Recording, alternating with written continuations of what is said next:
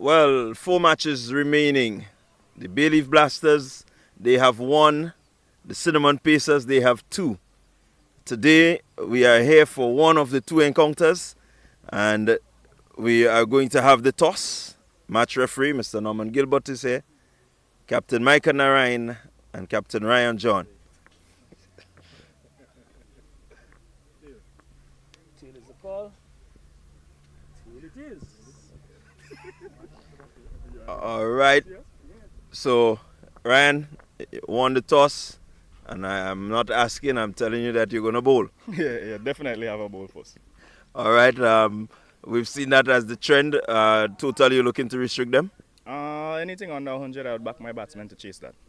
Okay. We've seen yesterday 100, just maybe 110 has been really tough to really keep a score. So maybe you're looking for 120, 130? No, we obviously bowling first, so we want to get them under 100.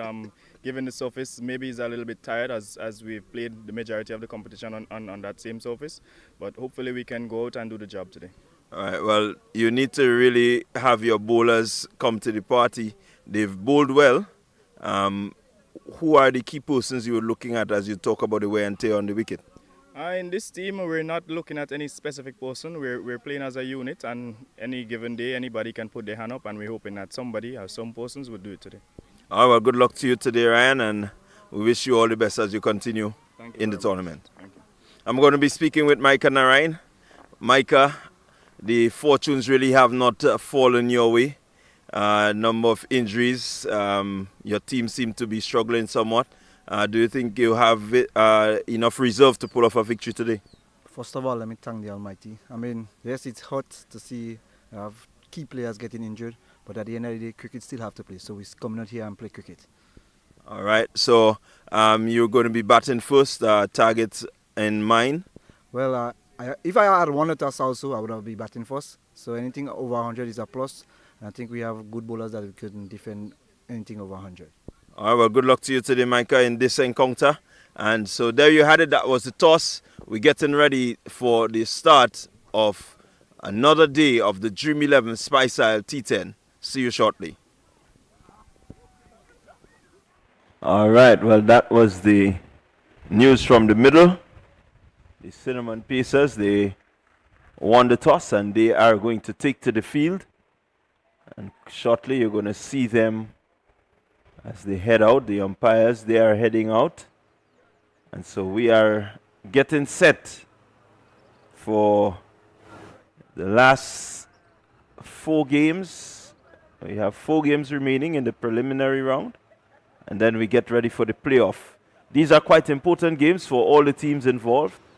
The Cinnamon Pacers, they will want a win here today just to move them closer to the top.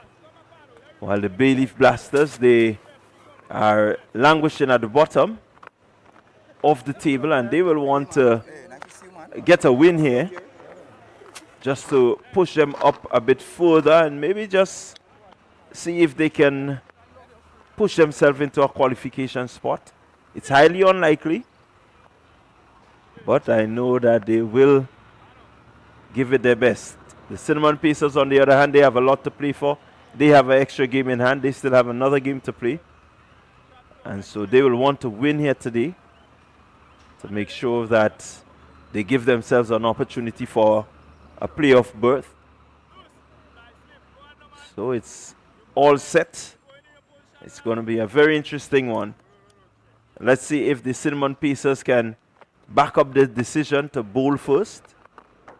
Maybe look to restrict the Bayleaf Blasters to under 100 and see how best they can chase down that 100.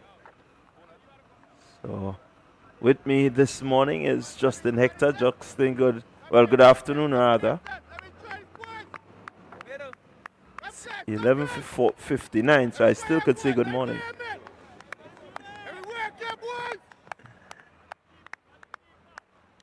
So we're going to get on the way at 12 noon. And so I foresee that the umpires in just a few seconds time will be calling play. And so we're going to get a bang on 12 noon start. Jumal Francis is the man with the ball in hand. And he's going to take up the attack from the pavilion end. It's cricket, lovely cricket coming to you from the Last Just playing field. Dream 11 Spiceisle T10. Here we go. And right away, Kotoy lifts. It's going to run close to the boundary. Will be cut off. And so Kotoy just using the pace of Francis there. Not really looking to power it away. And Francis has done well in the tournament so far with the ball. It's going to be interesting to see how he ends the tournament. Again, he goes. This time it's clean. It's way over the boundary rope. And he brings up the first carry power hit of the morning. A good looking stroke through the line of the delivery and bringing up carry power maximum.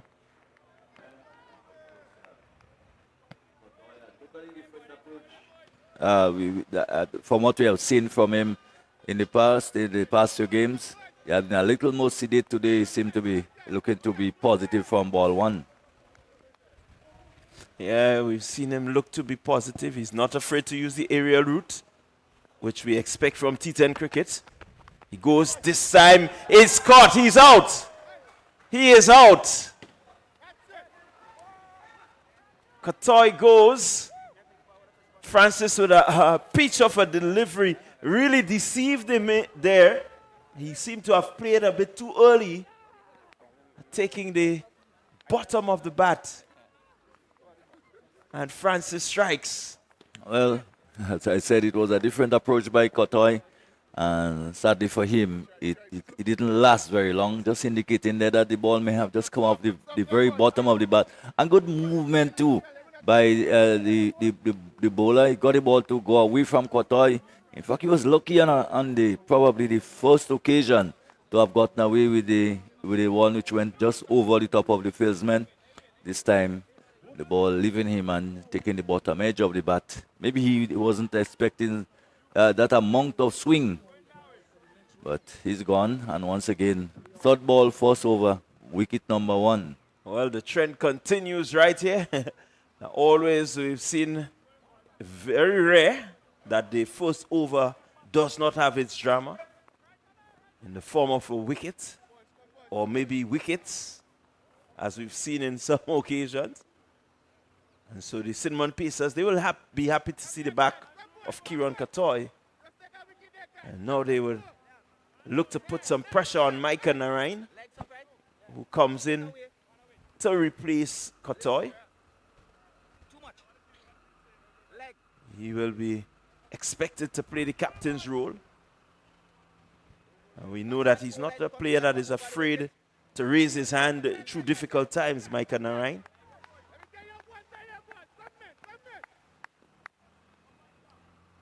So 8 for 1, 0.3 overs.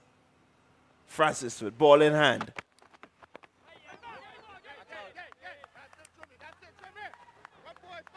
Notice there, Justin, that one did not swing into the right-hander, but he just kept his line.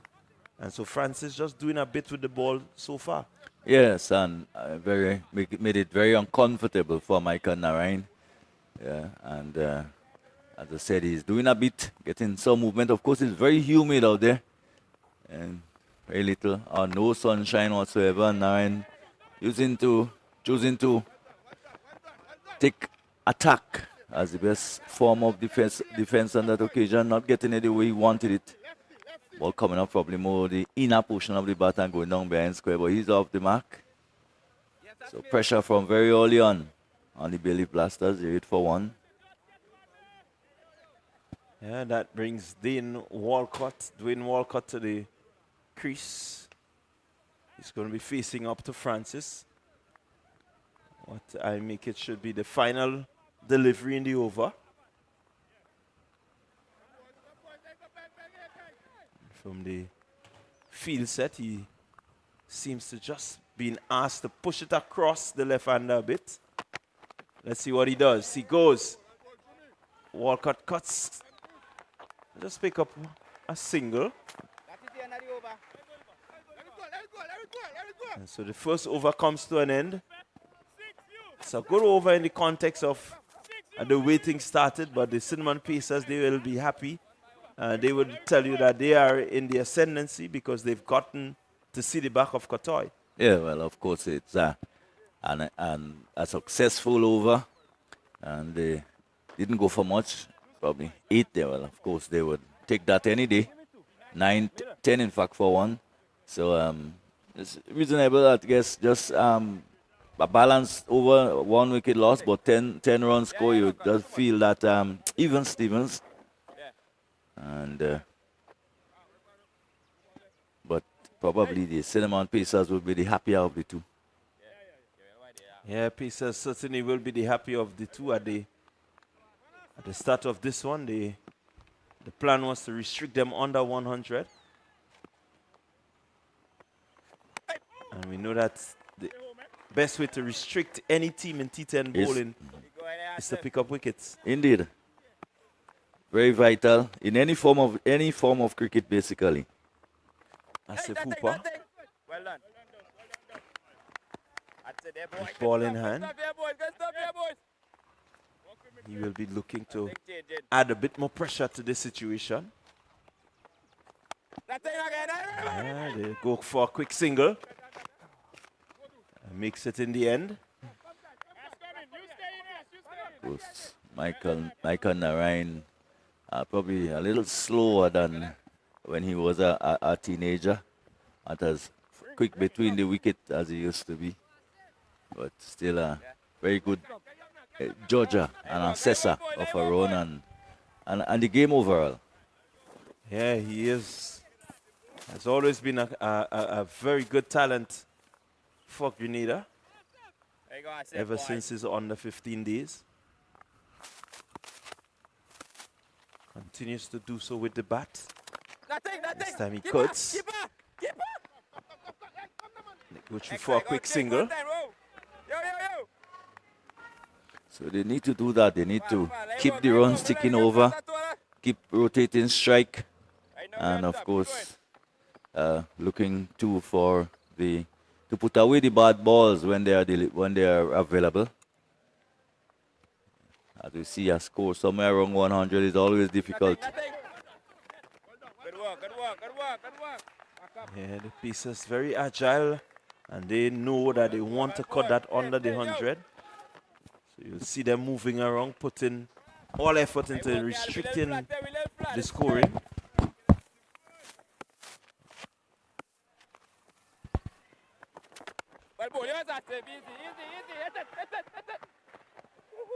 Oh, that one was pretty close. As the over comes to an end. So after 2 overs, 14 for 1, the Bayleaf Blasters are being sent into bat. They will be looking to consolidate. It's still 1 over in the power play, so they do have the option of going over the infield. I think for them right now it's a case of consolidation, ensuring that they dig themselves in and try to be in a situation where they can launch a late attack coming to the back end of the innings. I think.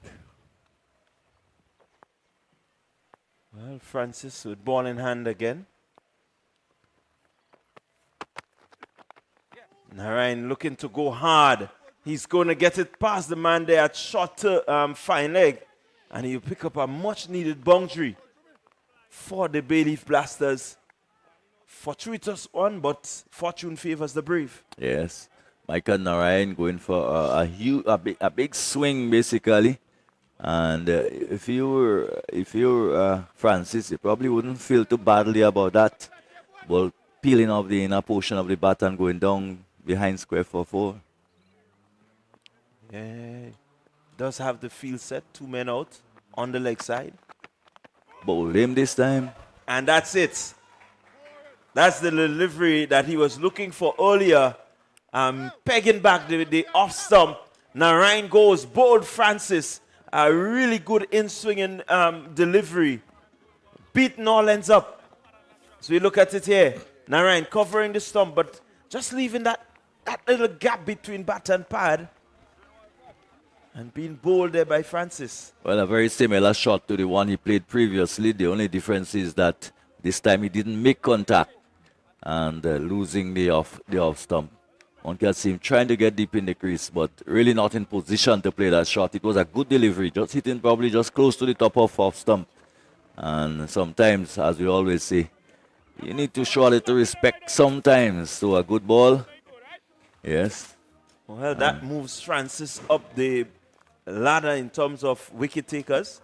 He started the day on 5 wickets. He has gotten 2. So he now moves to 7. Quite a few bowlers in the tournament on 7. So he joins that group there. Very good for the young man. And it's always interesting when you're a lefty, left-handed fast bowlers.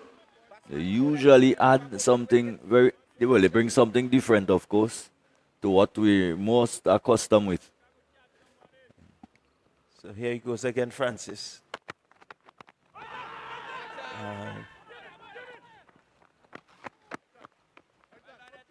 Dana George, the batter, replacing Narayan. He gets off the ball, pitched just about outside the leg stump, cannon into the pad. Had this one been on target, it may have been a different mood for the Bay Leaf Blasters. And they must now pull themselves out of what seems to be a hole. And this time, Walcott pulls.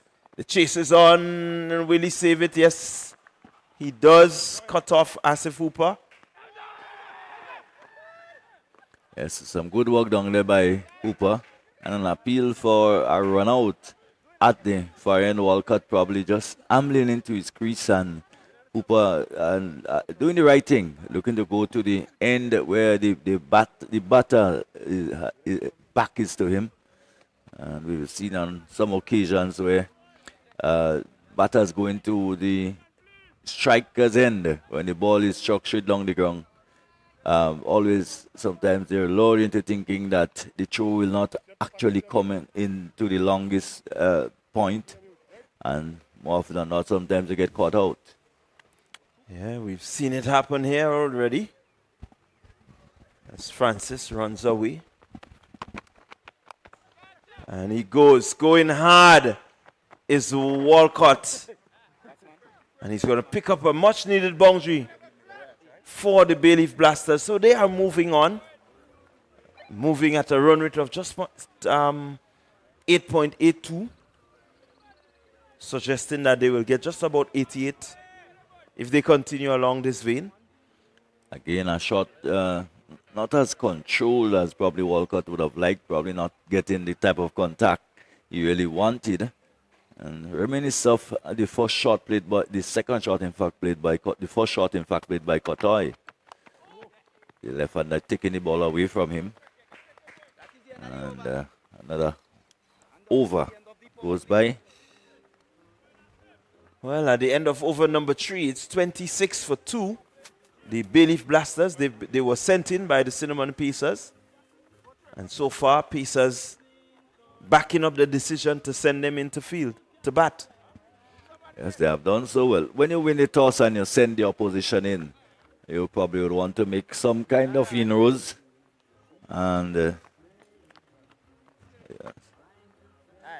I guess the captain would have assessed the conditions, probably with the fact that we haven't had too much sunlight beating onto the pitch. There may have been a little bit of moisture in the mind of the captain, and probably thinking that they can exploit that. So. Well, Hooper continues. And here goes Walcott, spacing that gap there. That really didn't look as a ball that would get to the boundary, but it was really well timed and it dissected the two fielders. Yes, and well placed too, directly between the two. and both fielder at wide long on and this and a straight along wide mid wicket on long on coming around and just being bisected by the ball. One is good. One is good. One is Walcott doing well so far. They look for one. They thought about the second. But certainly Walcott has raised his hand here. In spite of losing their captain, he's moved on to 15 from 10.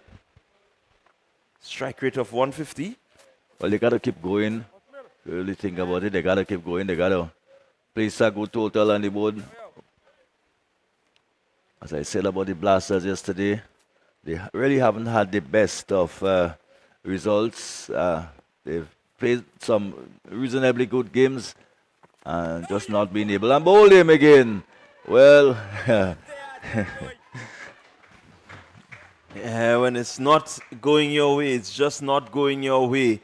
And when the chips are down, you gotta find something to lift you up. And so far, the Bay Leaf Blasters have not found the formula to lift them up from where they are. They lose another wicket. It's 31 for 3. Dana George looking for the big hits. It was relatively short, but possibly a bit faster than anticipated, and he went through him really before he could get the bat moving. again, the feet really didn't go anywhere. Just basically stood where he was, and he probably was looking to hit that somewhere square on the offside. As I said, the feet didn't go anywhere, and one can see the ball with a bit for a bit of pace, and the type of bounce he was anticipating, and lost his stump. Again, good length delivery by Asif Hooper, hitting just top of middle and off, and certainly getting the better of Dana there, and quite a difference in terms of the lineups. Today we see Dante Alexander out at number 5. He's there at number 5. We saw Dana, in fact, who normally comes in a little later down the order, has come up to number 4. So just trying different things, seeing how the Bay Leaf Blasters can put it together. Well, Hooper with ball in hand. Again, this time just on the stump. It's the leg by signal there. But Hooper certainly mixing up the pace very well. We saw the first few deliveries to Walcott. It was a bit slower. But the wicket of George, he really pushed that one through. Yeah, this time just slowing it up again. Walcott not really having the position to really get it through the offside. Was a bit cramped. This time he goes a bit faster. Probably. And a huge swing by Walcott. And whether he did make contact or not is irrelevant now, because the ball didn't go to hand. But it was the end of another good over by Hooper. Another successful over. And at the end of it, Bay Leaf Blasters, they are 32 for 3 after 4. Yeah, 32 for 3, not really where the Blasters will want to be. Maybe this pair can blast them close to 100. But the way things are looking, it's going to be a very big ask.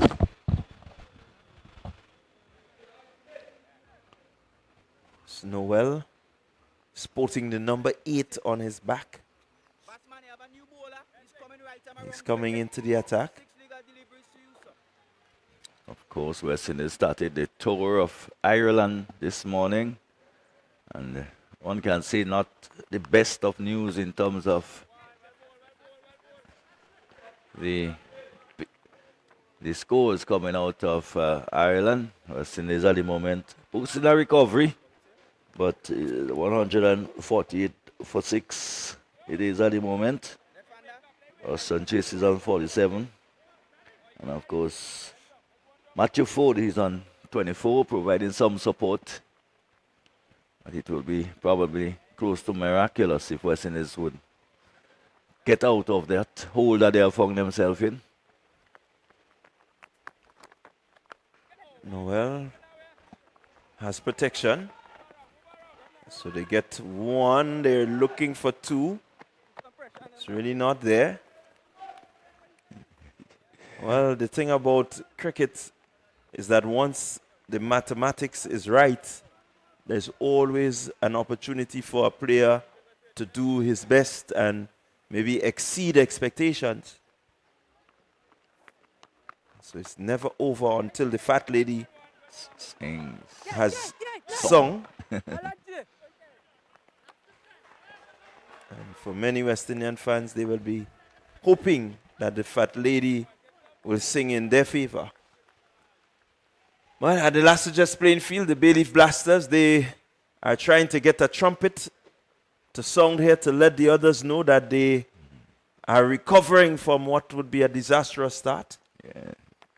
You have to think that they too have found themselves in a bit of a hole and looking to dig themselves out. Yeah, they need to. So at that rate, they will score 78, which will be too paltry a score to defend.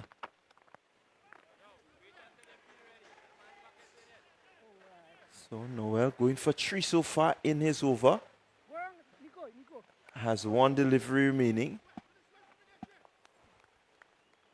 Let's see if he can close off this over with a dot.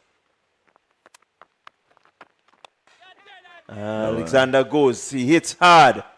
The fielder comes around. He drops it. Hooper not taking that catch there. Should have been the wicket of Alexander. Well, lucky there. Delivery which was bowled from very wide of the crease by Gerard Noel. And Hooper probably had more than enough time to get across, settle under it, but never really was in control. And the ball popping out of the hand. And a chance there to Dante Alexander. So he could have been 4 worse, 36 for 3 at the end of over number 5. Yeah, so at the halfway mark, 36 means that you're getting just about 75. Will not be enough.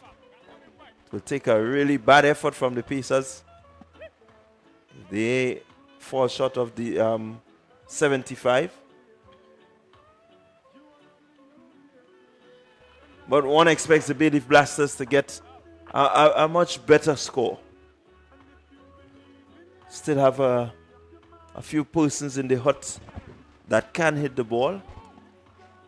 Kelshawn Andrew is there.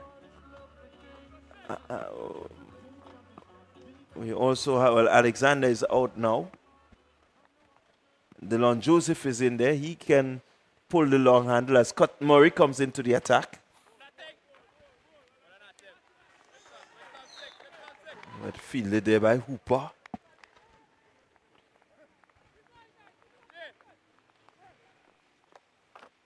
So it's left to be seen whether the strategy employed by the Bay Leaf Blasters will pay dividends, because a couple of the probably more established batters haven't come to the crease as yet. Yeah. Are a bit short on firepower. Douglas out of this match. And we know that he makes a difference. And Joseph also out injured. So they have a number of injuries. But they're forging on, the Bay Leaf Blasters. Murray to Alexander. Yorker length delivery. Just swinging past the bat and going down to the boundary. The umpire signals 4. And so he seemed to have gotten the inside edge that took it away from the stumps. Yes, a delivery which was very full, almost Yorker length, and Dante Alexander, being a very tall man, just managed to dig it out on the ball coming off the inner portion and going fine for 4. Ooh, but that's It a goes beautiful high. shot. And it's Well, going. And it's gone. That's a Carib power hit for Dante Alexander. Didn't seem like he really got to it, but the swing that he had was just good enough. As we look at it here, he really got into a good position to whip that one. Never really tried to keep it down. a really risky shot. And the final, we're looking to go big again this time, not making contact. Maybe a little bit quicker by Cut Murray on this occasion. So 49 for 3, so the 50-run milestone will come up shortly. And it probably took a little longer than they wanted. Murray with his final delivery. Let's see what he does.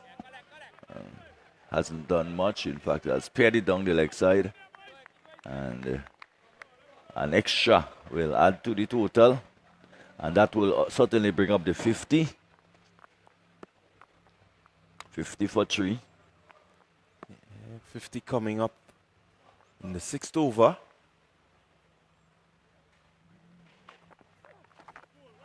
Shot delivery there. And given wide by the umpire. Yes. Dante, although he is a very, very tall man, that was well over the shoulders. And quite rightly so, being called and signal wide by the umpire. So, extras contributing. Alexander pulls this one. It's not going to get to the fielder there. Wasn't really timed well enough.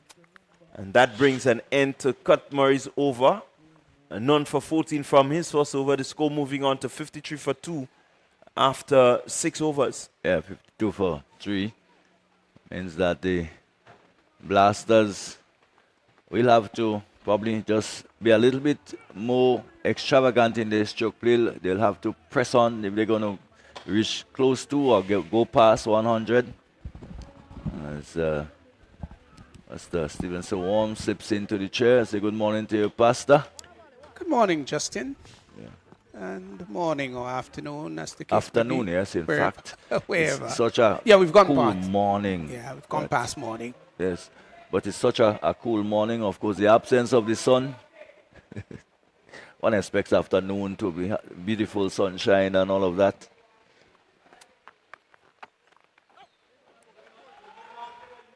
So, Bailey Blasters 52 for 3. They're probably not very happy with the score. No, they're just at over 8.5. Which at this point should be thinking about up to 9 or 10. But just over 8, not the best scoring rate. That's Off the smart. back That's foot. cute. And will in fact go all the way to the boundary for 4. Short, just erring in terms of line and also length. And Alexander was onto the back foot really quickly and cut that behind point for 4. It's moved on to 19 now, and the Bailey Blasters, they've welcomed that boundary. 56 for 3. You must say how good a shot it was by Alexander, known basically for his power, his strength, his big hitting, but there was just some finesse there, just allowing the ball to almost pass him and glide it past the fielder. And trouble there. Oh, they're in trouble. They're in trouble. No, not gathered well by Noel. He has only himself to be blamed. The throw came in. There was a bit of stutter, start and stop. Then they decided to go for the single. By that time, they were really in danger. And Noel didn't gather the ball. I think he must have panicked. I think there were two things which happened there. It could have been a chance also at goalie. Alexander cut it in the air and it went low to the man at point, backward point. He didn't hold on to it and they still had a second opportunity which he didn't grasp. This one is hit down to the mid-wicket area. They won't come back for the second. The return comes into the keeper. So I think might be just one more delivery to be bowled in this over. The field just changing around to accommodate the right-handed batsman. Short and looking to pull that from outside the off stump. Doesn't make contact. The over comes to an end. So 7 overs gone. It's 58 for 3. Alexander, they're on 20 of 14 and Walcott 19 of 17. Yes, and not really going anywhere in terms of increasing the scoring rate and probably pushing towards that 100, which probably will make it a little bit interesting. It's not to say that maybe if they get to 90, 85, 90, it may not be interesting, but you just have the feeling that 100 is probably more something that would challenge the opposition more. Yes. I've always said that in a T20, T10 rather, you must be thinking of over 100. Anything under that will be quite chancy.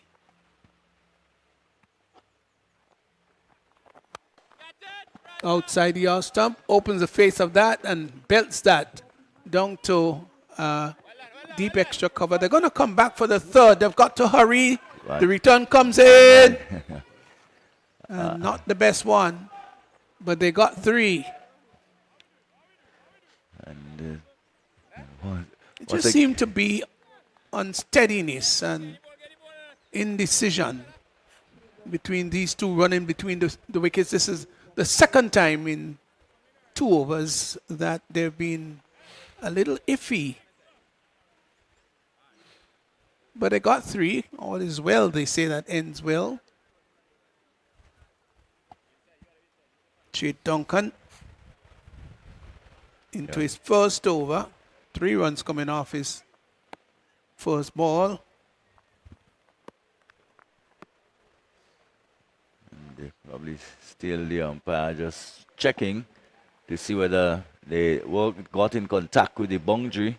So we can have a look too. That may well be given as 4. Yes,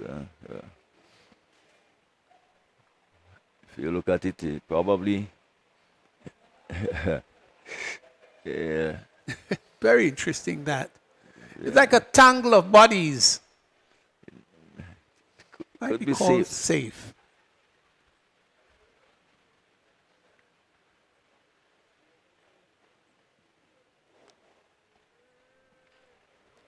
Of course, we've got technology here that would help to confirm. That's the crucial time right You're there. right there. Where Asif Hooper, who were involved, probably may have just been beyond the boundary. Yes, and the signal come now from the umpire. So it's 4 runs. Welcome boundary for Bayleaf Blasters. So Walcott's total is going to be changed now to 23. It was 19. We were waiting for confirmation. And the umpire signaled 4. 62 now for 3.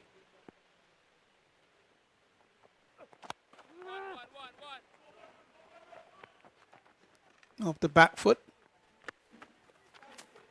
is Walcott and just pushing the ball out to a deepish extra cover. It's a comfortable single. So the West Indies chasing a huge total, over 300, scored by Ireland. And they're 160 for 6, which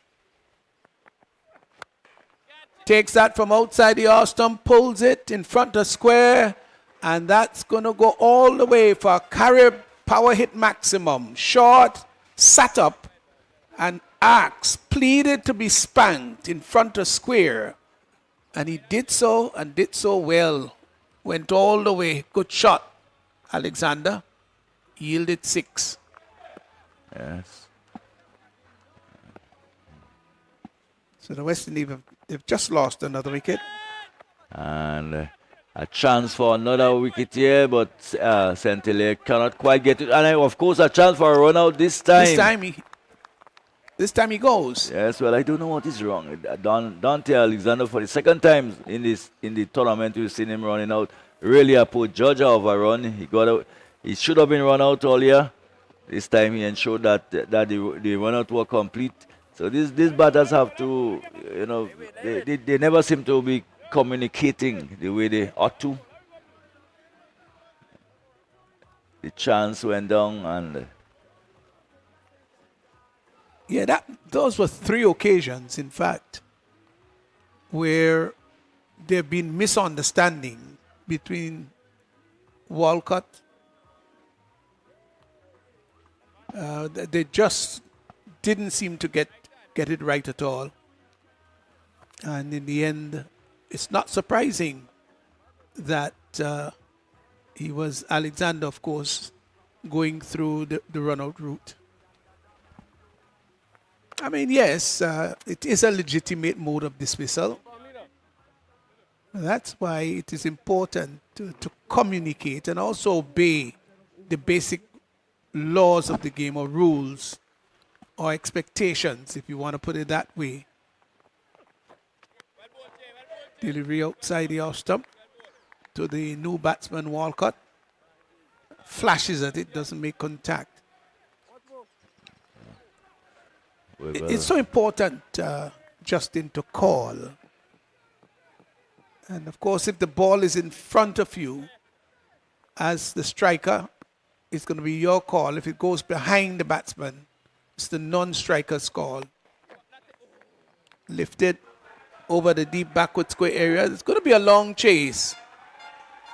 And goes over the boundary line. 4. Welcome boundary. It's a bad delivery. And onto the back foot. Delivery by Duncan that was much too short. Yielded 4, so 8 overs gone. It's now 74 for 4. And we will Benjamin, who haven't really had a great season, haven't had lots of runs behind him, will be happy to have gotten this one down behind square. And take the total on to 74. So there are still dreams and chances of getting 293 to 100 possibly. And if they do, they would think that if they bowl and feel very well, they can at least provide probably another nerve jingling climax to this game. Yeah, I think it's what people want to see. Generally, they don't want to see a lopsided, one-sided victory. Let the game get as close as possible to put thrill, suspense, intrigue, and with all of that combined, it tantamounts to excitement. Delivery outside the off stump, just slashed at it, and may have come off the outer portion of the bat and went out just behind square. So Ryan John has had a modest tournament by his standards. He's very meticulous with his field plays here. Benjamin, as Justin also said, not having the best of tournament either. So here's John to Benjamin, who hits that in the air down to long on rather, and didn't quite carry. And the batsman had time to cross for 1. Sometimes, if you're fortunate enough, you don't strike it that well, so it doesn't go down to a fielder. And generally, that's what you want to do, strike it well. Very much so. But I've seen so many, on so many occasions when the ball was not struck very well, allowing the batsman to get away with it.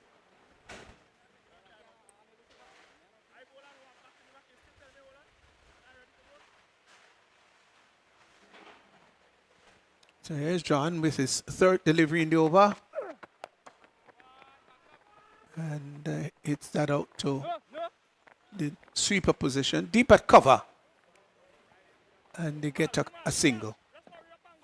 So 77 for 4. Wavell Benjamin, who is on strike, is on 5 from 3. Dwayne Walcott is on 26 as John moves into bowl to Benjamin. Benjamin smashes that down towards, goes down towards long off. And another single can be had. Singles is not probably the best option now for the Bailiff Blasters. They would want to push on a little further.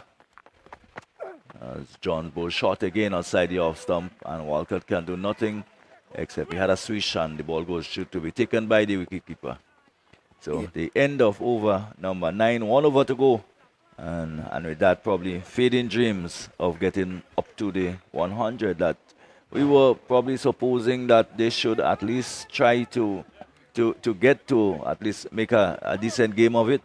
Yeah, but the Bailiff Blasters will, at this point, think about this over being probably the most crucial over in their innings. It's the final one. They're 78 for 4, and they've got to make this big.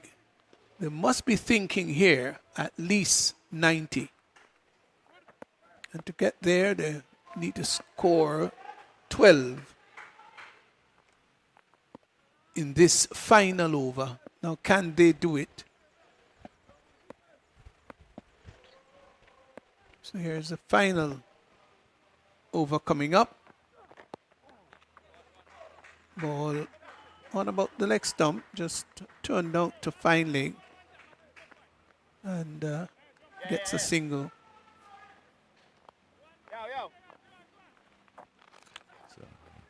So they've not played the best brand of cricket, Bailiff Blasters. And I think they had sufficient time in the tournament to redeem themselves. I think you look at all the teams, though, and they would all confess that they could have done better. Here is Murray, lifted, and that goes over the long on area, and it went soaring for a wonderful 6. It's a carry power hit. Well, he just stood there and delivered, so to speak. Murray, who tends to bowl in the desert, you've got to be very brave and skillful to do that. It goes again, this time down the ground, and the fielder coming across and can get onto it. This time over mid-off, and it gone for 4. So Murray is proven to be expensive here. And Walcott has pushed on to 36 of 25. Well, 2 blows got them to 89. There is still chance now for 3 more blows. I may just get them to 100. Yeah, but it does look much better at 89 for 4 than 78 for 4 with some 3 deliveries remaining. You've got to make use of this. Target to close to 100 or 100 if possible. Murray. Short delivery, just pull back in length. Big swing by Walcott, doesn't make contact. Dot delivery, rare one. It's just been told by the umpire, Murray, that you've got 3 more. Should be 2 more, shouldn't it?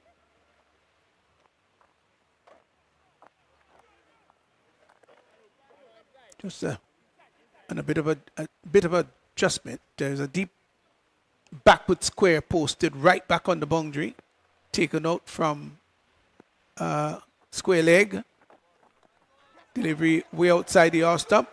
Would get a wide, and then it passes the keeper outside the leg stump, beg your pardon, and they will, in fact, It goes for 4 turn up with 4 more than they expected. or 5 because it did go. It was a wide. Yes, so it was a wide. They'll get 5. So there's a possibility of getting to that 100 mark. Indeed there is. Indeed there is. And they will have to back themselves. There are still 2 deliveries to go. Well, that wide has to be bowled over. Very productive final over for the Bay Leaf Blasters. Ooh, and that. And another wide. This time on height. And still 2 balls to go. 95 for 4.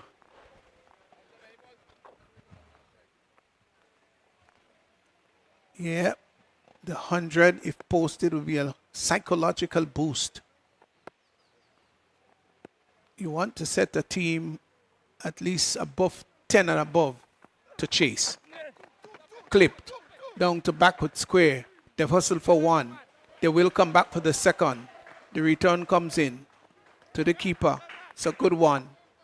But they've got sufficient time. The batters in Walcott and Benjamin got sufficient time to cross for 2. 97 for 4. And it's a good tumbling stop down on the backward square boundary by Nikosi Sentile. Probably saving 2 runs. And bowled him. Good delivery there by Murray. Pitched up. And he was looking maybe just to force a drive through the offside. Didn't make contact. But of course, the ball made contact with the stumps. So with the final delivery of the innings, the Cinnamon Pacers, they've picked up a wicket. And so with Benjamin left not out on 5 of 6 deliveries, but it really was a good innings by Walcott of 38. Yeah. Eventually bowled with the final delivery of the innings. And 97 could cause some sort of discomfort, I think, for the Cinnamon Pacers. Of course, they'll have to get off to a good start. Of course, they will depend heavily on Nikosi Sentile and Ryan John. Yeah, that's right. Let's look at the bowling. 2 for 21 went to Jamal Francis. A little expensive, but important wicket. Asif Hooper, generally economical, proved that today. 1 for 9. And Custon Murray, who usually bowled in the deck, 1 for 32 of 2. A bit expensive, but capturing that final wicket. So 97 for 5, the total after 10 overs. Extras a little on the heavy side. Yes, we've seen that in recent time, of course, the extras, and we've spoken about it quite a bit. And in this short version of the game, extras is the one thing that you have to look at very carefully, because you cannot be giving so many extra deliveries to the team. It's already short, it's 10 overs, and then when you give an extra over a 2, you already put yourself on the back foot. Yes, so 97 for 5 Bay Leaf Blasters, and but might be just marginally satisfied with the total. But of course, as I said early on, they obviously wanted to get up to that 100 mark. So Katoy didn't really come off today. He had 8 of 3, a good knock there. Regard knock from Walcott, 38 of 28 deliveries, batted very well. Dante Alexander, who unfortunately was run out by a combination of Noel and Williams, he went for 27 of 16. They were the main contributors. Narayan had 7. Dana George went without scoring. And Benjamin, that's Wavell Benjamin, not out 6 at the end of the innings. So 95 for 5. They're the Bayleaf Blasters. And they've got a total to work with. It's not a huge total. The run rate is just above 9.5, thereabout. So they will say to themselves, we'd want to restrict the opponent, the Cinnamon Pacers, of course, to that magical total of 97. So that's it here. Bailey Blasters 97 for 5, batting against the Cinnamon Pacers. And the Cinnamon Pacers, obviously, will try to chase that down. They'll go a-hunting when we come back.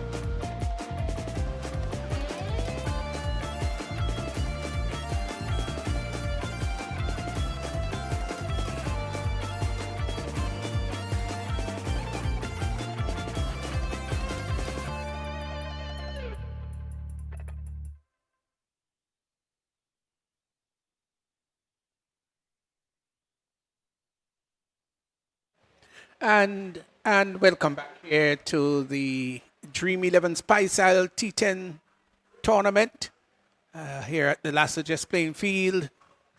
We already had one match played. So this is the second. The first match, Bayleaf Blasters there. Sorry, this is the first match, beg your pardon. This is the second innings. I'm sorry about that. So Bayleaf Blasters, 97 for 5 of 10.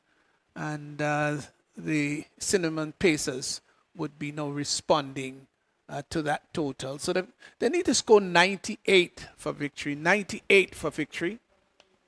And it'd be an interesting chase. It's not a big total, but it's a working total. I always say that if you're under 10 runs per over chasing, you know, that's not huge. But it is still a challenging one. So Cinnamon Pacers, they've got to go. They're as confident as ever, not overconfident, not doing anything rash, but would want to be very astute in the pursuit of 98 for victory. Still a lovely day. Haven't had any rain, no interruption. Not blazing sunshine, a bit of haziness around, but the conditions still clear enough.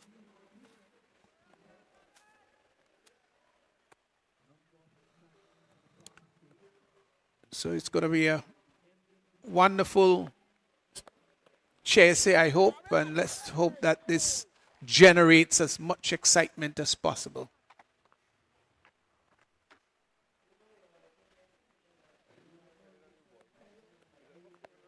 So it's going to be Alvin Ramnot bowls the first delivery. That is pushed back to the bowler. Nkosi St. Hilaire, who early in the tournament had a very good knock of 70 odd. Opening with Shondell Regis. Back up the order.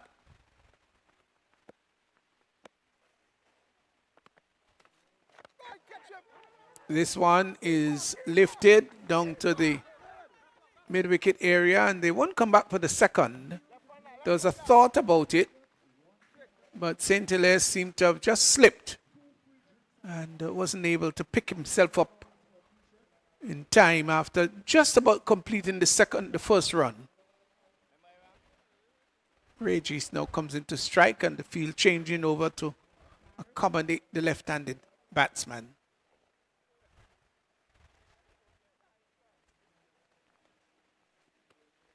So good opportunity for these two who are seasoned campaigners to show their skill, maturity and experience.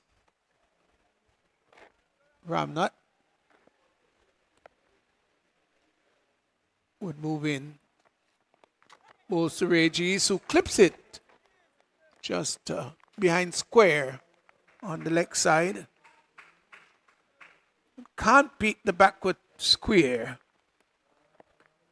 Ball traveling much too quickly too, and straight to the fielder. Off the back foot. Hits it square of the wicket on the offside, and both batsmen are now one from two. Steady over so far by Ramnot. Into his first over, 4 deliveries already gone. Just 2 runs on the board. Ball swung down to long on and gets a comfortable single.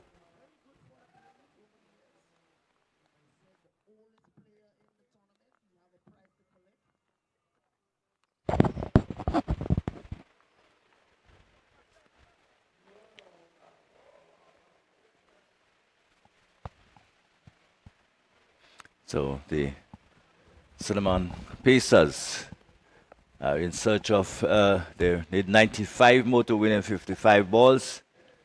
And delivery which is swung down towards long on. The fielder comes off the wide mid-wicket boundary to do the fielding. That's Walcott down there.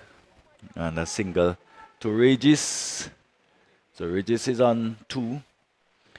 As we come to the end of the over, the end of it, it's 4 for no loss. The Cinnamon Pacers, of course, 94 more needed in 54 deliveries. And Centile, who is on 2. Chandal Regis on 2.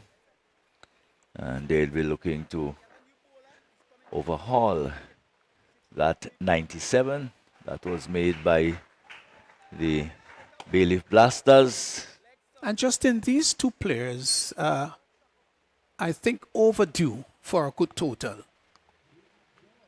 Well, Centile have had 150 so far in the tournament, but haven't managed to replicate it probably as often as he would like. Came into the tournament, of course, with reasonably good form. They scored a number of runs locally. Just maybe today might be the day when that form returns.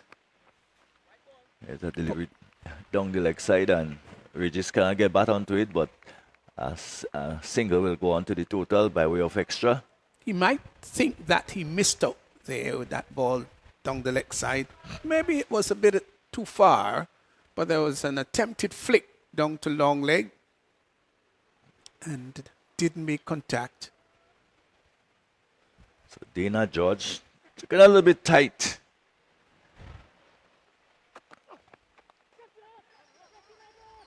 Trouble caught. So Well, he's had such a miserable tournament. Is Reggie's short delivery, eyes lit up, and maybe looking to uppercut it.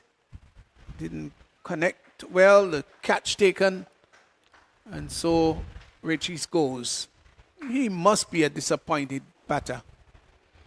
well, this time not in quite in the first over, but in the first delivery of first legal delivery of the second over, we've seen the fall of another wicket, and wicket continues to tumble earlier on, and the Cinnamon Pacers and probably the belief will start to believe now that they have a chance, can pick up another wicket or two. I think. Ram not picking up the catch. It's been a miserable performance by Regis, but it happens with all batsmen. Sometimes you go through a tournament and never come off at all. And there are other times, Justin, when you just can't do anything wrong. That. Especially when you're struggling a bit with form. Nothing just ever seems to go your way. See, fortune favors the brave. Sometimes. Daniel Williams comes out to join Nkosi St-Hilaire. With Cinnamon Pacers, they've got a setback. They're 5 for 1 in over number 2.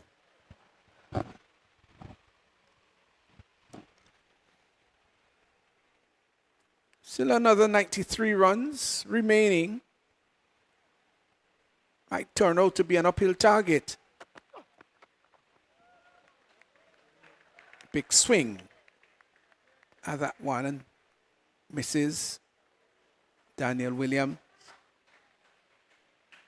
We have not had huge scores in the tournament, team scores, I mean, and then we have not had any individual huge total. Nkosi, of course, St-Hilaire got 70 odd. We've had a couple of 50s, but by and large, ball has dominated the bat, and that bat did dominate that ball short onto the back foot. And Williams hit that for a carry power hit maximum through mid-wicket. Of course, yes. True and high over mid-wicket it went for a carry maximum. Just probably waiting for something like that to almost and setting himself on the back foot and pulling it over the top. And that will settle some nerves to a certain extent, I think, for the Silliman Pacers. They haven't started very well either. Yeah, but they moved on to 11 for 1 in over number 2. And certainly a welcome carry maximum there for the Pacers. I think that's good, and it's going to do Danny Williams some good and some confidence, and also inject some measure of confidence in the Cinnamon Pacers, because you just don't want to go trudging along, losing wickets in the process. You've got to be astute when you play this game. It's a short version, which means, Justin, that you've got to think fast on your feet. Of course, and you have to be so calculative. Each and every delivery, you know, your whole match awareness, knowing where you are and knowing what you need to do when. I think all of that contributes towards the holistic way in which you need to go about in terms of, especially when you're chasing a total. Even so, it's sometimes a little bit harder when you're setting a total. As they always say, it's never too sure as to what is the ideal total. But when you're chasing, you have an idea, you got to keep calculating, and at least your whole match awareness, game awareness have to be A1. Here's George. Delivery, pitched up, good delivery. Up into the block hole area. And I think the intention was to drive, but in the end had to come heavily down on it, or peeling off the outer edge and going to backward point. All the ones on the board. 11 for 1.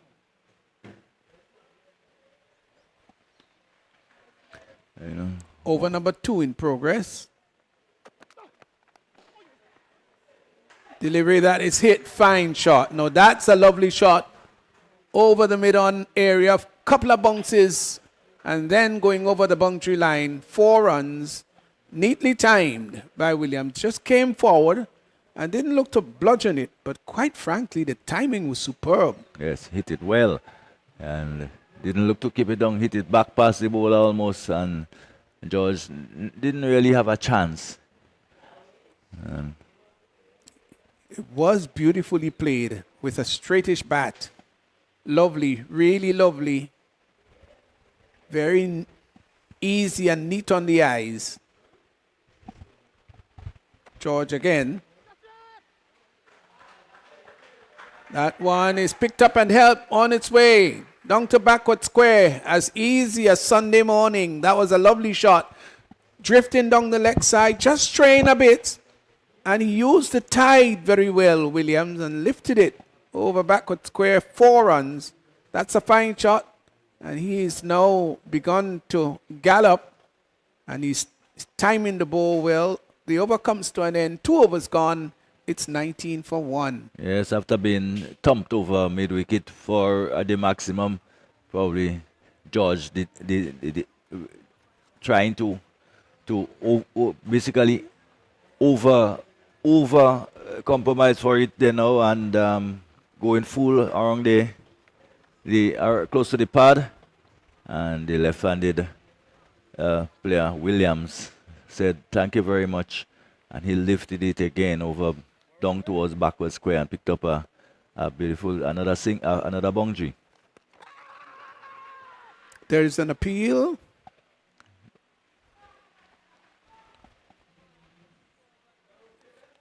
Was that an attempted stump? There's an appeal for stumping. There was an appeal for stumping. Not out says the umpire didn't answer in the affirmative. And it's interesting because the keeper was just charging down, seemed to be confident, as if to say, I've got him. How's that, umps? Well, the individual himself, well, if you know, it's Webber Benjamin, very animated, always trying to create something out of nothing. Off the back foot, cuts well, fine shot, gets through the gap. It's going to go all the way. Yes, it does. 4. Beautiful. And I love the manner in which the gap was pierced. There was an extra cover and a cover which were just about 20 yards in terms of distance between those two. And he was able to thread the needle between those two, and it went smartly, fast, quickly, down to the boundary for 4. Fine shot. Well played, Nkosi. This time he is hitting straight, very straight, pipeline straight, 4 more. Beautiful shot, played through the line of that delivery, so both of them in a hurry here. Fine shot. It's gone to 10. Sort of drove it on the up too. Lovely, really lovely. This time, gets it on the fall, hits it hard over the long on area, and it goes for a carry power hit maximum. Oh, it was a bad delivery, and when they're bad like those, you've got to put them away. And he certainly did. Got under it, lifted it over long on in fine style, great power. 6 runs. And we're into over number 3 is 33 for 1. They're trudging along. Well, not trudging, they're galloping along. For one moment, there was a spectator sitting over on the far end in the exact position where the ball went. They looked in immediate danger at the time. And I'm not even sure if they wasn't struck by the ball, but they seem to be all right. But what for sure they have done is to pick themselves up and pay more attention to what is going on out there. Sure right. Ramnath, who had a good first over, now none for 18. Nkosi stung on long one leg and hits that over the long leg area, and that's gone for 4 more. So it's another boundary. Bad delivery, slanting down the leg side, and Nkosi went down on one leg, and he played it in a rather dexterous manner, rather skillfully, helped it on its way. 4 more, another boundary in the over, and he is raced on to 20 of 8. This is expensive.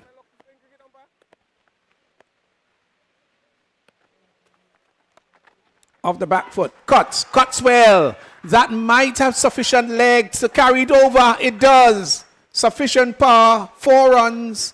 Well, what an over this has been. It was short and it was skillfully played. Just made room outside the leg stump was Saint-Hilaire. And he spanked it really nicely. And there was a pursuit of that ball. The timing was so wonderful that it sped its way to the boundary for 4. And after 3 overs, what a dramatic change it is. It's now 41 for 1. Yeah, 41 for 1 represents a comfortable situation now, a comfortable position now for the Cinnamon Pacers and probably the Bailiff Blasters. Probably still asking themselves, well, what else do we have to do? They just seem not to be able to get over the line, and certainly the results have deserted them. And the Cinnamon Pacers will be very happy with the position they found themselves in. Oh, and yes. of course, once Nkosi Saint-Hilaire is going, he will spin. Together with Daniel Williams, they have certainly arrested the initiative back. I think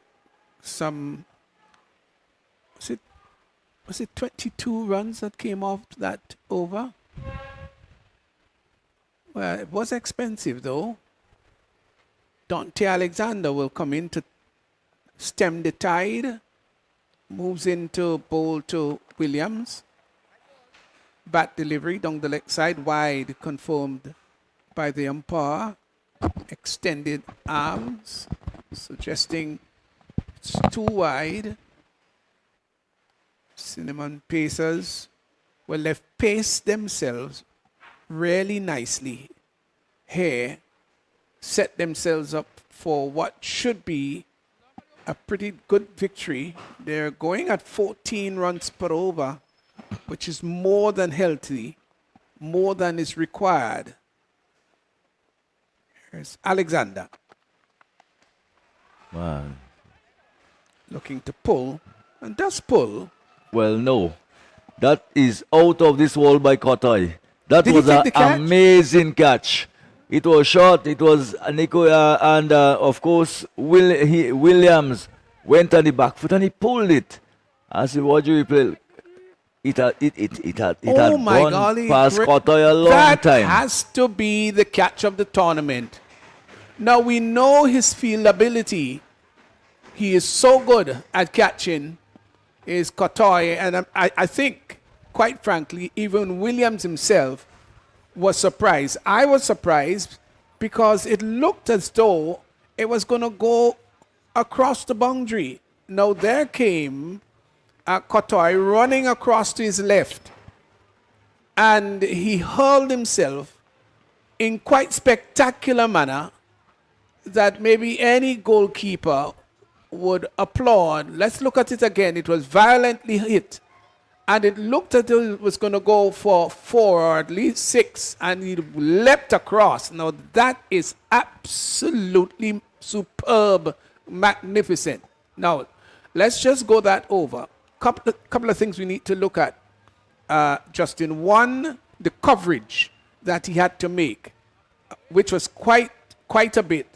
And then outside of the coverage, he has to dive almost vertically, pluck the ball out of the air, and then when he falls to the ground, that momentum, of course, maybe hitting the elbow, still had the frame of mind to keep the ball in his grasp.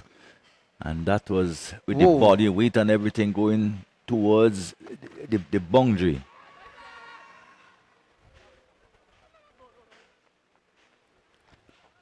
Sorry, Asif Hooper, if we didn't pay as much homage as we should to your first delivery, but it would remain in my memory for a very long time.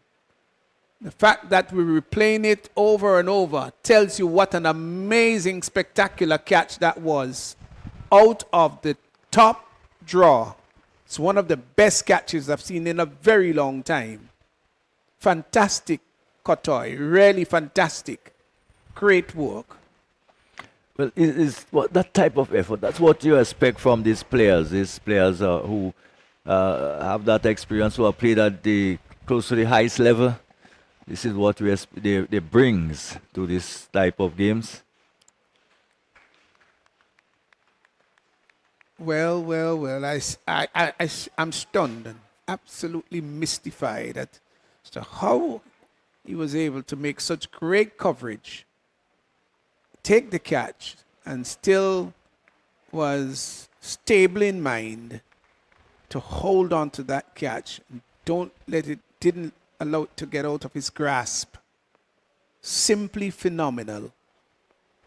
Okay, Alexander.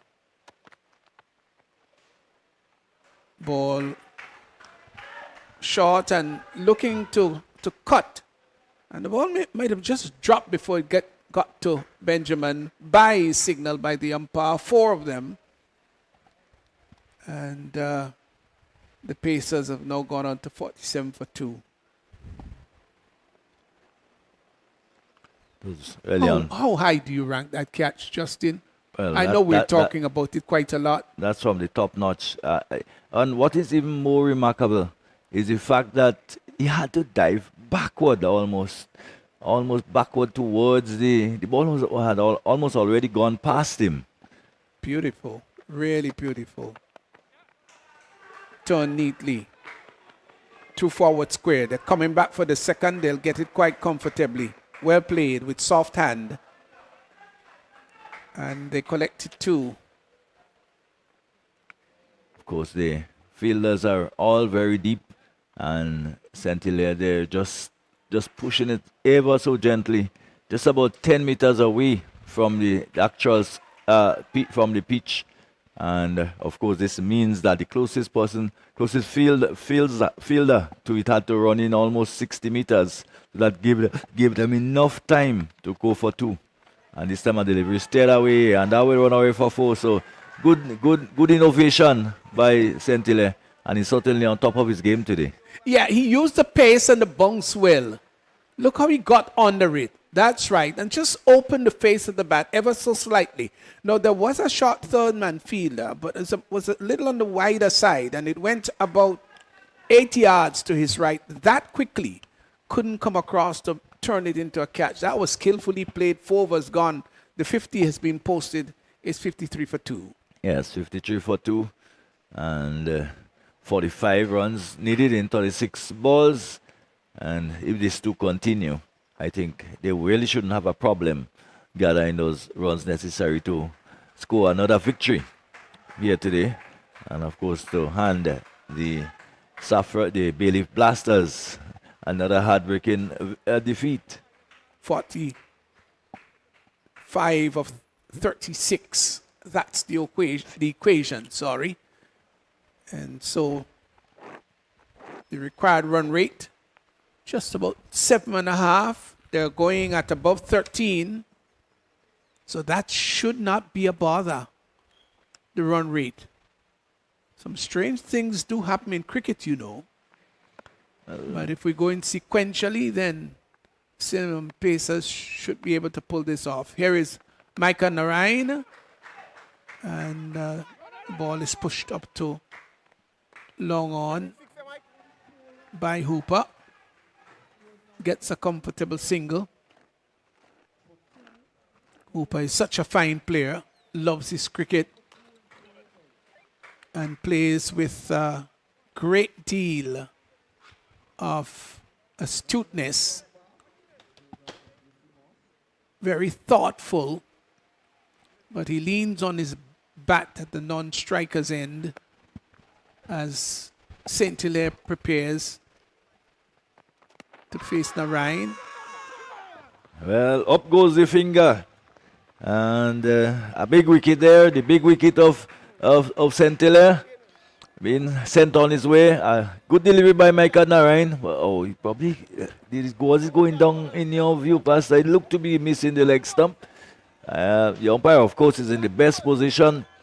But I'll tell you what, too, Justin.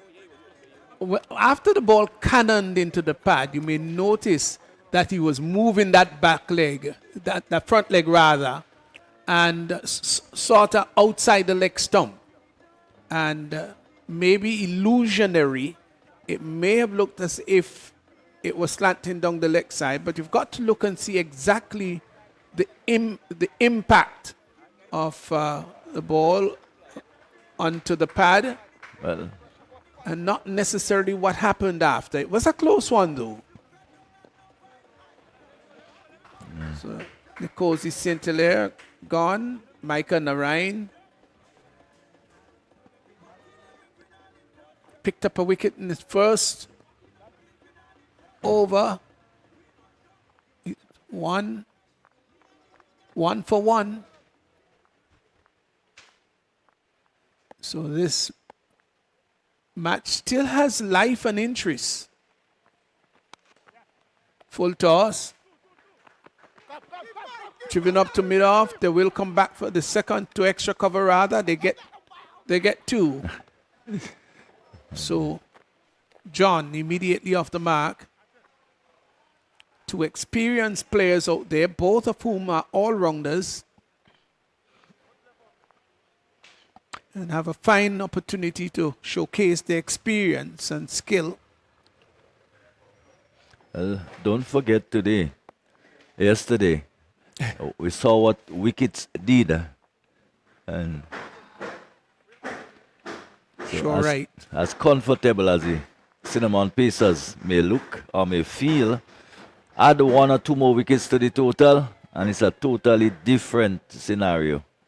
Yeah, falling of wickets can certainly be a hazard to any batting team.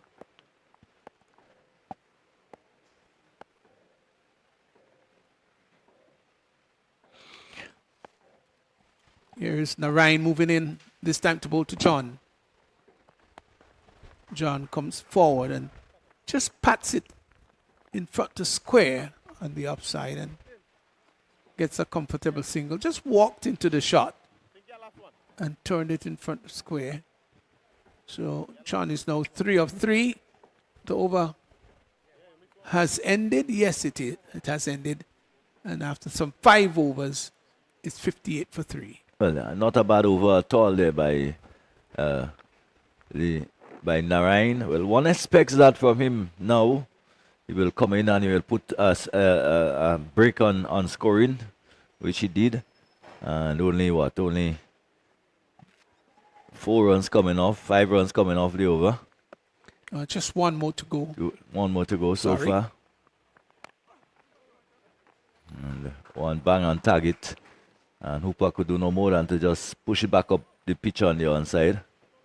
And Narayan, as I said, has completed a rather quiet over. Maybe 1 or 2 more overs like that, and it can create some anxiety in the camp of the Cinnamon Pacers, in the minds of the batsmen.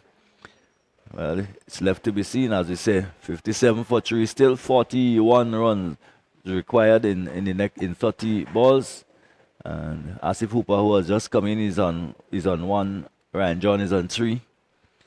And both men will need to settle themselves. And in the process, probably an opportunity for Bailey Blasters to just get well, 1 or 2, as we say, 3 overs in, maybe for not too many, and add to the pressure. Yeah, and if one of these 2 goes, then it can be a very interesting situation in this run chase. 41 needed of 30. It shouldn't be that difficult, but you know what this game of cricket holds. Here is Alexander.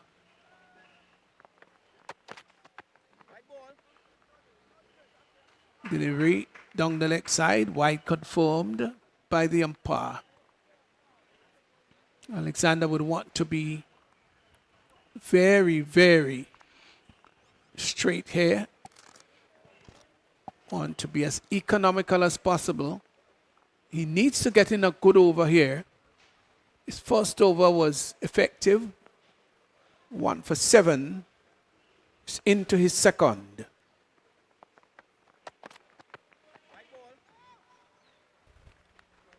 Wide again, signaled by the umpire. This is the scene, the extras. It means that runs are being added, but the over haven't yet begun. And extras have gone to 9. That's quite a bit. In a total of 59. So that's too many. Of course, it's a lot. It's more than over and a half virtually already gifted to the opposition. But batters in a tight game, that could totally make the difference. Tuck down to long on and gets a single. So we do find personally the game is taking on a similar pattern to what we saw the Blasters involved in yesterday. Yes, they looked. It looked as though it was going to be an easy victory. And then with a couple of wickets falling, it just changed the whole dynamics and picture of the game. We're into over number 6. The required run rate is 7.66. Now that's not high. But with the fall of a wicket here, or a couple of good overs, that can be very interesting.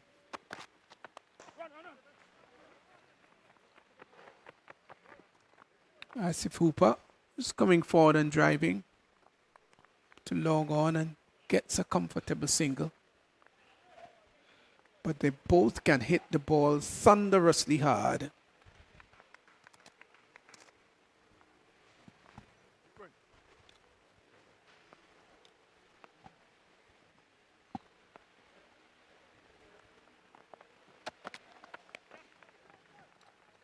Good cricket, really good cricket there by Ryan John, just tapping the ball in front of him, and the call was early. Took off for the single. So the Saffron Strikers coming up against the Nutmeg Warriors in the second of the doubleheader. Should be a good match. Here's Alexander to Hooper.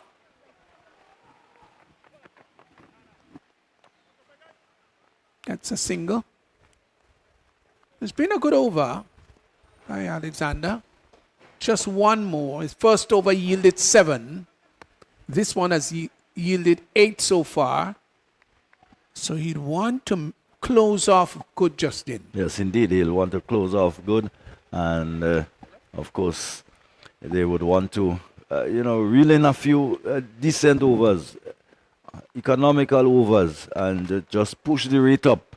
Well, it won't be done on this shot, I don't think. No, it won't, as it goes all the way again. This time, Ryan John just picked it up and launched it over wide mid-on. And carry forward maximum. That will ease some of the pressure. Yeah, I love how he hit it, you see. Hit it with consummate ease. No big wallop.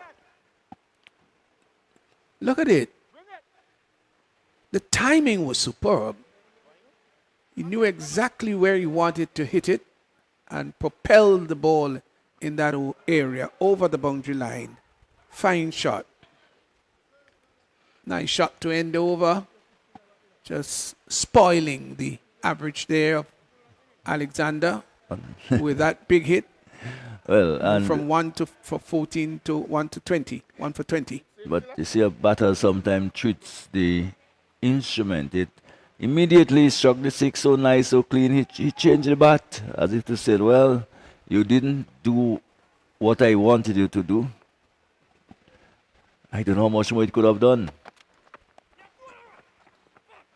Sometimes it's about feel. Sometimes you take up a bat that you've been batting with for quite some time. The over comes to an end, 6 overs gone, 70 for 3. And the next day you pick up the same bat and it just doesn't feel the same in your hands. Hard to really explain, but it happens in cricket. Some players got their favorite bats. Some of them got their favorite gloves, favorite pads, as the case may be. And it's all just about how comfortable you are with the instrument or the tools that you have in hand.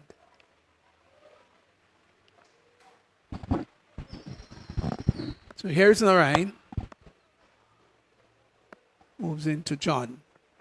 Sorry, to Hooper. And Hooper opens the face of the bat and hits that down to the sweeper position.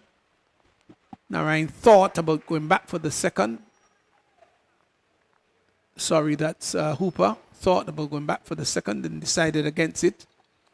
Narayan was backing up very well. Over number 7 in progress. John comes in to strike. He's 11 of 8.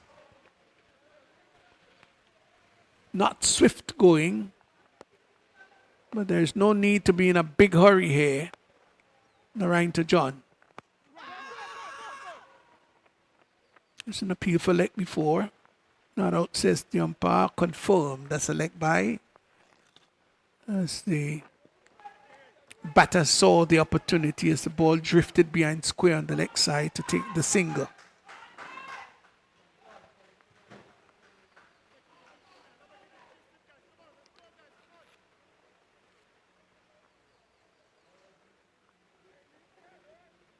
This ground, of course, that has now become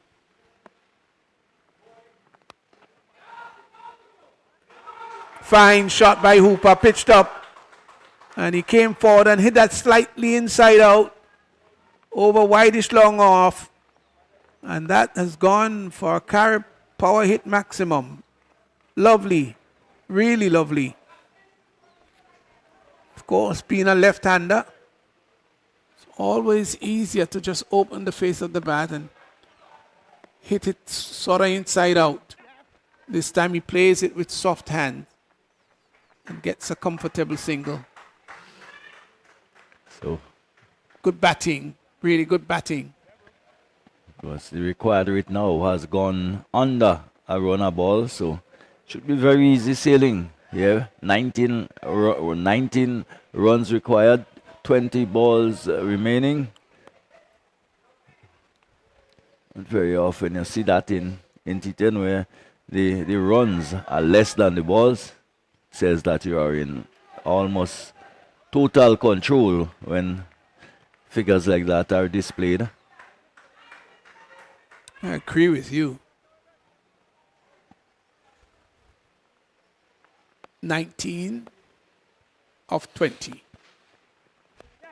Narayan bowls to John, turns it behind square. Now they've hustled for one. They will come back for the second. The return is to the non-striker's end. So Narayan was in a bit of danger there, but the elderly statesman pushed and pushed hard and got there. No damage, no harm, no danger in the end. Good cricket, really good cricket. I did say Narayan, that should be Hooper. Sorry, I apologize there. That Hooper running back.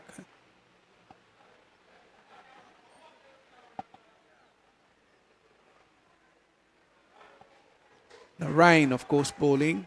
He's 1 for 15. Like a warrior who's gone through so many battles, cricket battles. So he knows this game of cricket. Also John, they will go for a single. Ball pushed back past the bowler. So that completes Narayan's second over. It's 1 for 16 of 2. And with Hooper, 11 of 8. John, 14 of 11. Cinnamon Pacers. After 7 overs, 83 for 3. And they require, at 5 runs per over, 15 in 18 deliveries. Well, one would like to think that all the 18 deliveries will not be required to get the 15 runs. Let's go Hooper and Ranjon are just playing it on merit. Whatever is given, they accept. And that's all they need to do coming to the end of the innings. And the Bailey Blasters will be hoping now for something close to a miracle if they are to come back and really challenge for the win.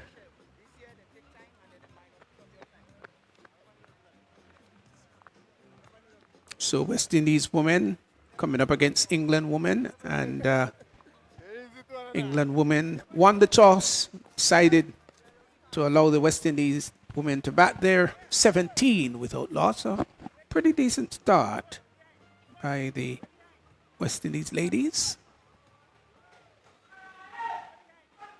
After a dismal performance by the men. Well, and dismal probably is putting it quite mildly. So Dylan Joseph will make his way now to bowl to Ryan John, who is 14 of 11. Here he is now to John.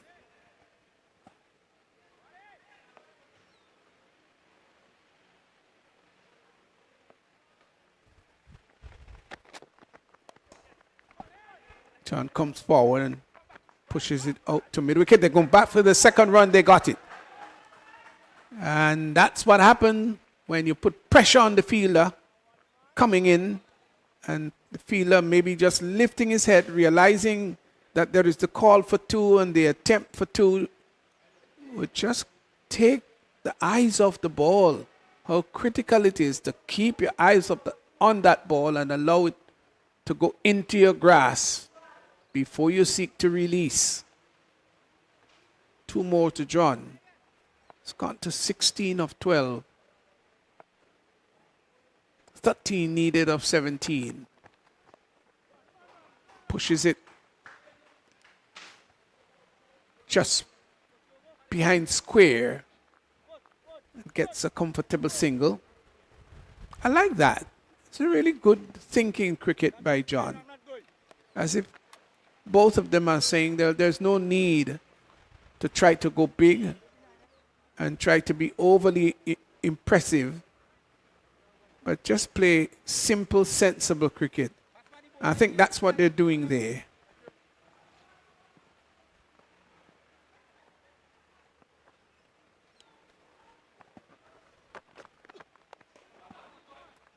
Outside the off stump and cut down to backward point. They're going back for the second run. They get it.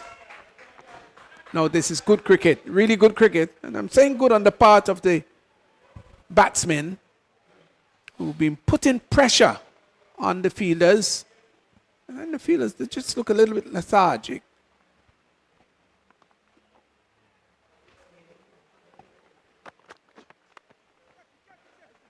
Well, that one, he took that up from outside the legs and lifted it high over the mid-wicket area, and it's gone for the maximum. It's a carry power hit. Well, one hand was off the bat. What a shot there by Asif Hooper. Well, as I said earlier, no way I think that they would require that 18 balls. They'll probably do it in the next one or two. Just one stroke away now. Yeah, the shot before was quite an extraordinary shot. And just like that, he has to go. Yeah. Probably trying to finish it in one ball and losing his wicket. It has been a sprightly knock. It has been a knock that will ensure that, of course, Cinnamon Pacers secure victory. Yeah, so Hooper goes for 19. Maybe a bit too ambitious. So he was there, caught by Andrew of the bowling of Joseph for 19. 19 of 11 balls. Stayed 26 minutes at the crease. Hit 2 sixes. Didn't hit a 4, but he played his role very well. He'll be pretty happy with those 19 runs and brings his total closer and closer to victory. Carson Murray joins his skipper Ryan John, 94 for 4.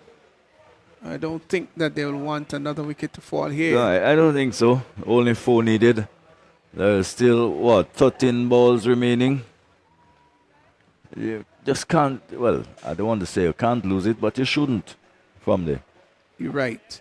Shouldn't. Highly improbable.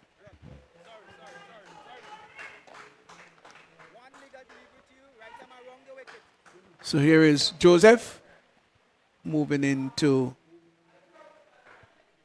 Carson Murray.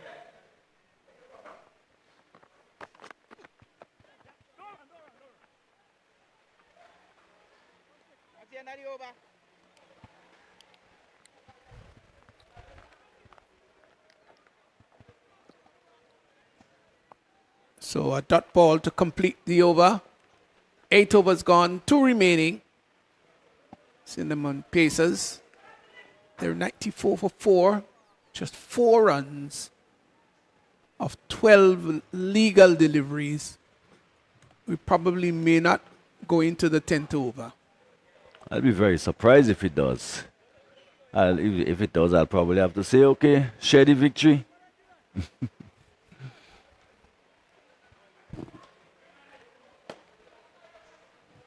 Guys, I don't think you saw the sort of spirited efforts in the Bailey Blasters fielding. Yes, a spectacular catch by Kotoy, fine, but by and large, quite frankly, I think they could should have been a little bit more sprightly in the field. Well, I think the cinnamon pieces, of course, didn't really and truly didn't allow them to display that, because basically from the start they were on top of things. They bowled pretty well, and then they started the innings. Although they lost an only wicket, but it really didn't say anything. And yes, that's it, of course. It only took one ball in the ninth over to get over the line, and the cinnamon pieces have done it, and done it quite easily in the end. As Ryan John, good to see that John has certainly looked good and has come up with some runs. I think he really haven't had too many opportunities to. I think to Pastor, that one of the things we want to see is that these players probably bat a lot higher up the order, give themselves more deliveries to execute their skills and so on and so forth. But again, it's about opportunities and giving others opportunities, and that too is understood. We want to call that a captain's knock, and bringing his team home by 6 wickets. And he played with great maturity and skill. Ryan John, coming out or securing victory and not out at the close of the innings. 21 of 14, had a 6 and a 4, and by and large it was a good spirited performance by the Cinnamon Pacers, who won this game and won it quite handsomely by 6 wickets in the 9th over. So yes, the Cinnamon Pacers will be happy with that. They've lost 1 or 2 recently, and certainly feels very good for them to be back in winners' row.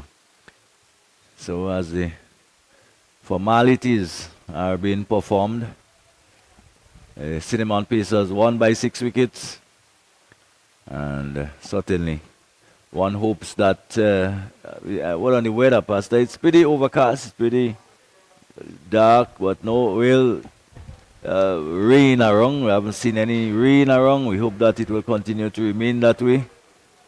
And well, you're saying that as a cricket commentator that you hope, and I'm sure that there's some folks somewhere about who are doing farming, and they're saying, well, we hope that the rain would come. Let's look a little bit here at the bowling figures in Ramnath, who started off well but was in the second over. None for 26. Dana George 1 for 15 of 1.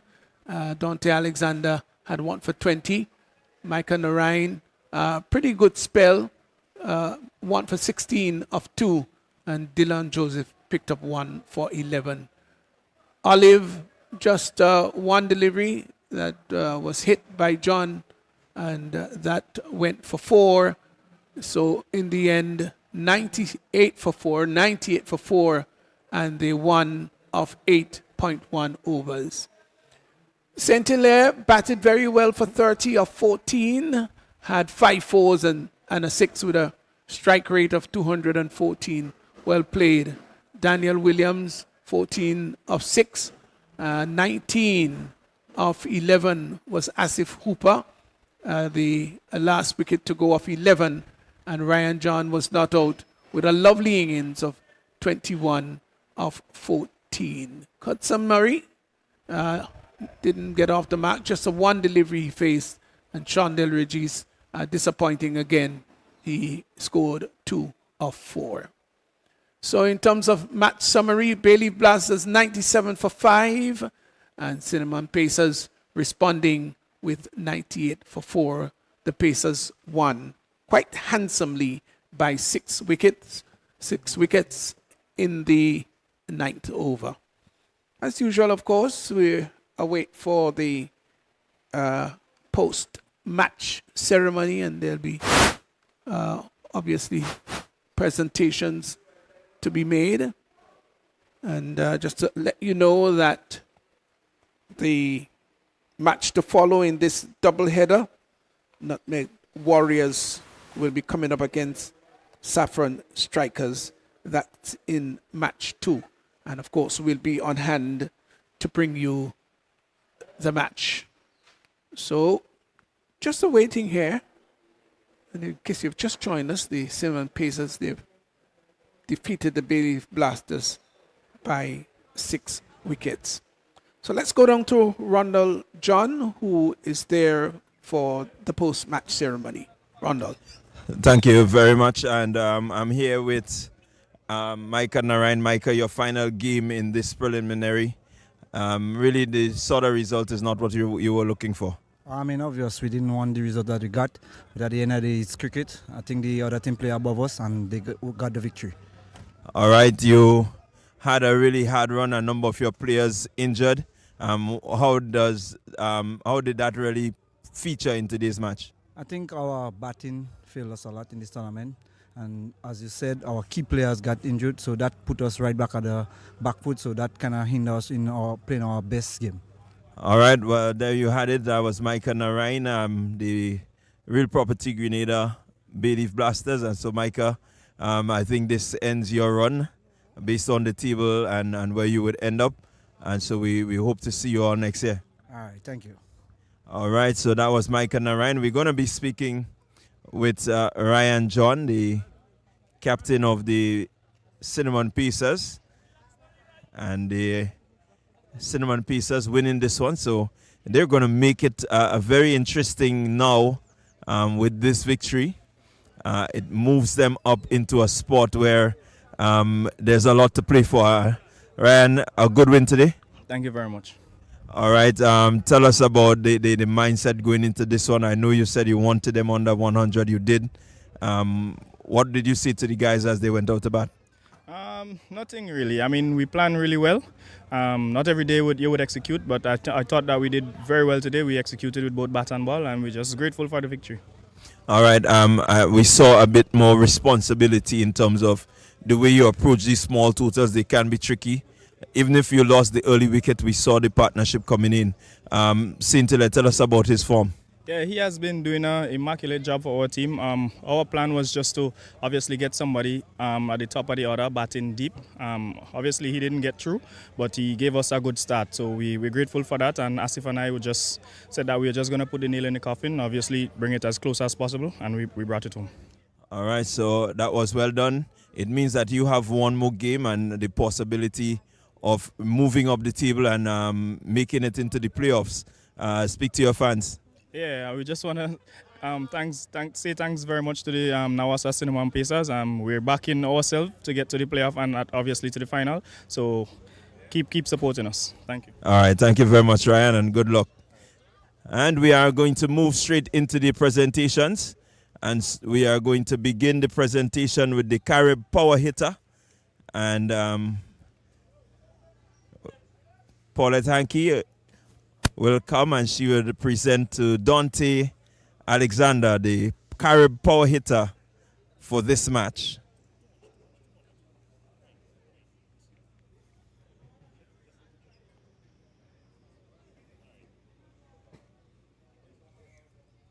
All right, Dante, quickly, let me just get a word with you. Carib Power Hitter for this match. You came in, your team was in a spot of bother. What was the mindset in terms of really getting some runs on the board? Well, the mindset was getting as much as we can and to get the score over and above 100. That was the mindset. All right. We've seen you with the ball bowling very well. Not really much chances with the bat, but today you came well. What different did you do? Well, I just plan on hitting one line and a length that I can get a couple dots and probably a wicket and restrict the score as low as possible. All right. So, well, your run has ended in terms of qualification for the playoffs. What would you say to your supporters, those who have been backing you? Well, I will just say hard luck, and that's the game. All right. Thank you very much. That was Dante Alexander, the Carib Power Hitter. We're going to move ahead, and we're moving to the impact bowler and also the man of the match. And that is one person. So Asif Hooper is going to come and receive both prizes.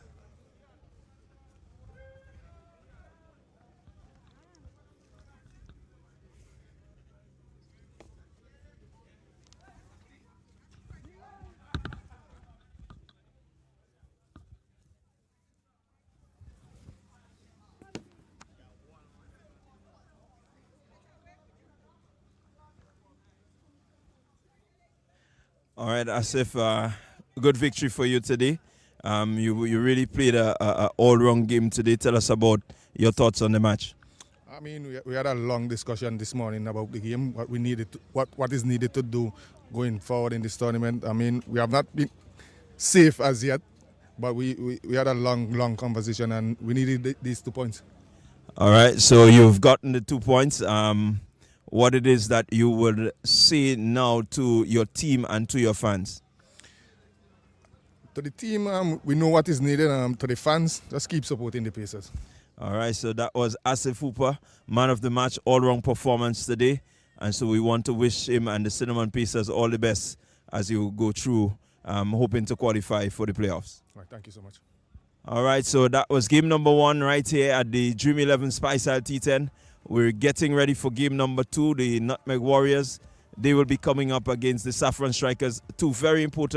One very important encounter for both teams. And so we'll see you in a while.